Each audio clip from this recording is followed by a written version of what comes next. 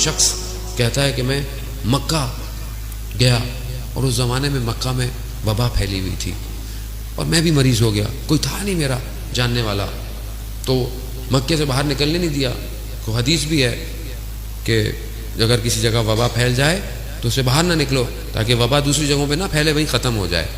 تو کہا میں شدید مریض ہو گیا، میں نے توسل کیا امام سے کہ میری مدد کیجیے۔ تو کہا ایک جوان آ گیا اور اس نے مجھے غذا دی، میں نے کہا میں کھا نہیں سکتا، تو کہا انہوں نے اپنے ہاتھوں مبارک سے اس لقمے کو میرے جو ہے وہ دہان میں ڈالا، تو میں نے دیکھا کہ میرے اندر طاقت آئی، تو میں ٹھیک ہوا۔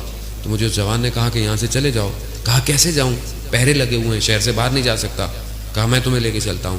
کہا میں جو اس جوان نے باہر نکال دیا، وہ کسی نے ہمیں دیکھا بھی نہیں، جب میں شہر سے باہر نکلا تو کہا آپ چلے جاؤ۔ تو میں نے پوچھا یہ کون ہے کہ مجھے ایک لقمے سے ٹھیک کر دیا، مجھے شہر سے باہر نکال دیا؟ تو کہا کہ جب تم اپنے شہر پہنچو گے جو تیسرا شخص تمہیں سلام کرے گا تو اس سے پوچھنا میں کون تھا۔ کہا میں پورے راستے میں اسی سوال کے ذہن میرے رہا۔ جب میں اپنے شہر پہنچا تو میں نے جو ہے وہ شہر کے دروازے پر پہلا شخص ملا، دوسرا شخص ملا، تیسرا شخص شہر کا نگہبان تھا جو رات کو شہر کی نگہبانی کرتا تھا، وہ آیا، وہ مجھے ملا، میں نے اسے سلام کیا۔ میرے ذہن میں کہا وہ اتنی بڑی کوئی ہستی تھی، یہ تو ایک عام سا نگہبان ہے، یہ کیا بتائے گا؟ کہا میں بھی سوچ رہا تھا، تو اس نے مجھے بتایا کہ وہ جو تمہیں شخص ملا وہ کوئی اور نہیں تھا، وہ وقت کا امام تھا۔ اللہم صلی علی محمد وآل محمد، اللہم صلی علی محمد وآل محمد،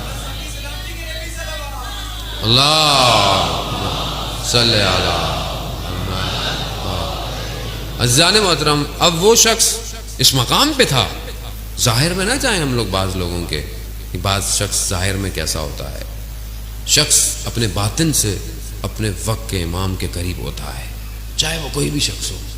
پھر اس شخص نے بتایا کہ میں نے تمہیں بتایا اس لیے ہے کیونکہ میرا تھوڑے عرصے بعد انتقال ہونے والا ہے۔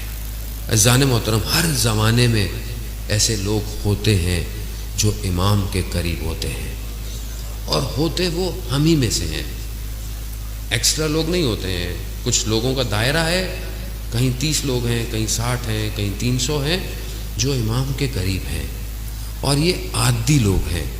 جب ایک کا انتقال ہوتا ہے تو دوسرا ان کی جگہ آ کے لیتا ہے۔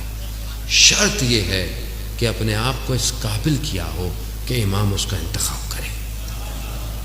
خوب ہم آج اپنی زندگی میں دیکھیں کہ آج ہماری زندگی میں کیا چیز امپورٹنٹ ہے، یہ دنیا امپورٹنٹ ہے یا پھر آخرت؟